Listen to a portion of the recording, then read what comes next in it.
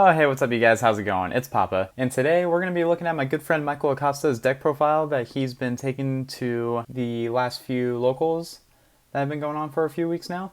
And he's got 2 first place finishes and a second place finish as well.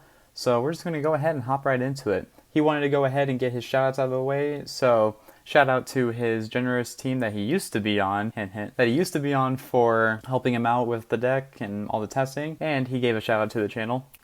Yeah, let's go ahead and get into it. He played Eldlich, and his deck list is actually kind of spicy. So, let's look.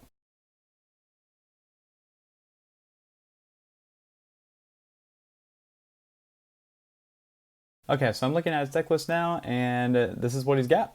So, starting off with the deck, we got 2 copies of Eldlich the Golden Lord. I mean, it's an Eldlich deck, you're going to be playing Golden Lord, you just have to.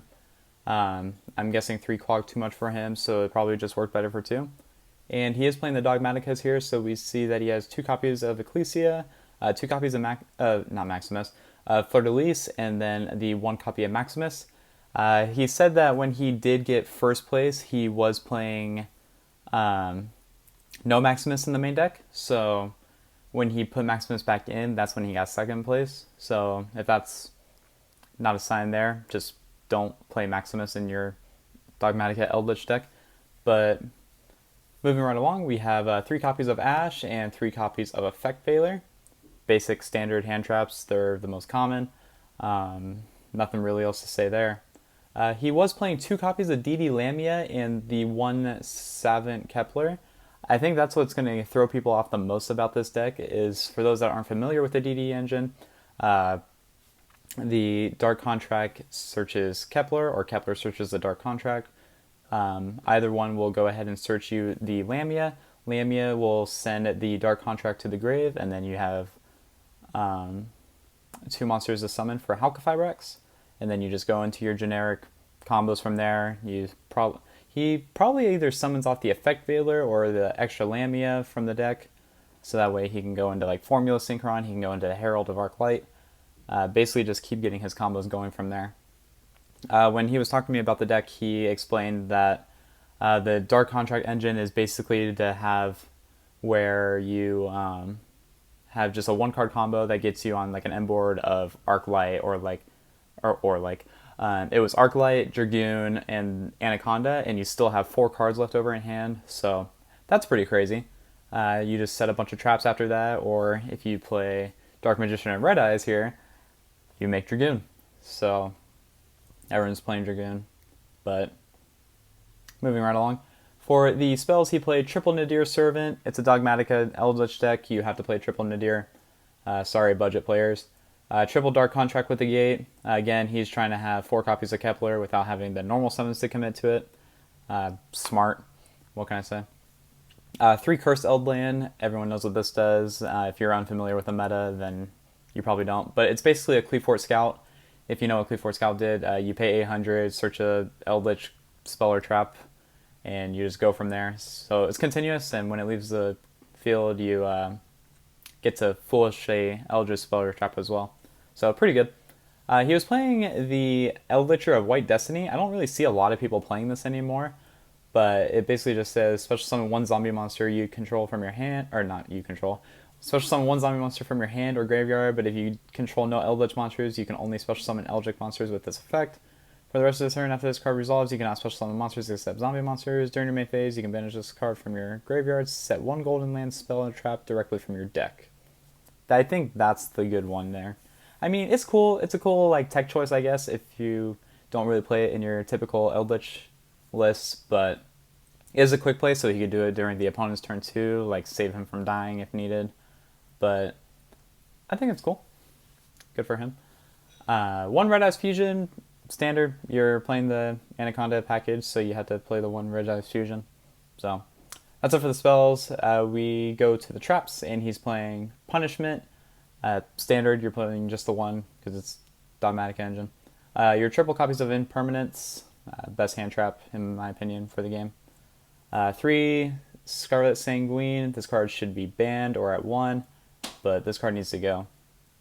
2 Hakiura, the Golden Land, just a free summon itself, and then it just replaces itself basically. Two Conquistador, the Golden Land, and he was actually playing the Guardian of the Golden Land. Again, I don't really see this in a lot of Eldlich decks either. It might be different because he's playing the Dogmatika. I'm not too familiar on how the building goes because I don't really like this deck. I'm one of those salty players. But it reads that it gets special summon as a normal monster, zombie, level 8 attack, and defense is 2500. If you control Eldritch Scorn Lord, you can make the attack of one face-up monster on the field become 0. During the end phase, you can banish this card from your graveyard to set one Eldritch spell or trap. So, it's pretty good.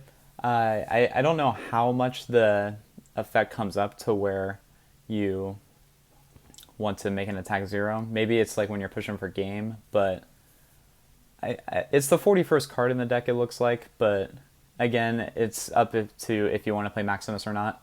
He didn't really go into depth on how much he likes this card per se, but if he's able to get first and second place with it consistently, then hell, maybe it's good. I don't know. But that's it for the main deck. He played a 41 card main deck. And moving on to the side deck here, you see that it's blank. He listed in his deck profile, or when we were talking about it, going back and forth, he was stating that he didn't want to explain what's in his side deck. It's basically a secret. I was there at the tournament. I didn't really see what he played in the side deck. Otherwise, I probably wouldn't tell you, to be honest. It's a good friend. But yeah, so no side deck here. He was really saying that he was playing Droll and Nibiru, but who's not playing Droll and Nibiru? Maybe not Droll, but Nibiru is definitely found in a lot of side decks, if not the main deck. So very standard there. Droll, I mean, I think that's really cool. I mean, the Dragon League deck basically adds a shit ton of cards, so might as well play Droll. And it's really good against Dogmatika too, so why not? But since there's no side deck, nothing really to talk too much about here. I'll just go right into the extra deck. So we're playing the one copy of Dark Dragoon, standard.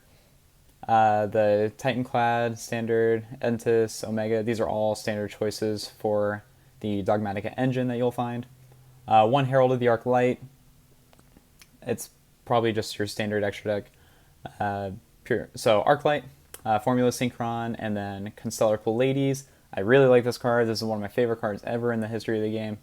By all means, like, you just overlay your traps. Good card. Really good card. Axis Code Talker, Nightmare Unicorn, Celine, because you can just link up into the Axis Code with it. Double Halcofy Rex, I found that interesting. I didn't really ask him about why he did that, but interesting choice to say the least. Anaconda, Link Cross, and Linkuriboh. And yeah, it's really just the generic extra deck, so nothing really to explain too much here. But the main deck is really interesting. Like, having the DDD engine in it worked out very well for him. He was able to get first and second place at a few different tourneys. I think he got first place at the 50-man tourney I think he went to. It was either 50 or 40-man that he went to where he got first, and then vice versa, he got second at the other one. But yeah, guys, let me know in the comments what you think about his deck profile. This was Michael Acosta. Again, good friend of mine. Congrats on the wins. Way to kick ass. And yeah, guys, let me know what you think he can add to the deck, or what your thoughts on the deck are. But yeah, I will go ahead and catch you guys in the next video. Take care until then.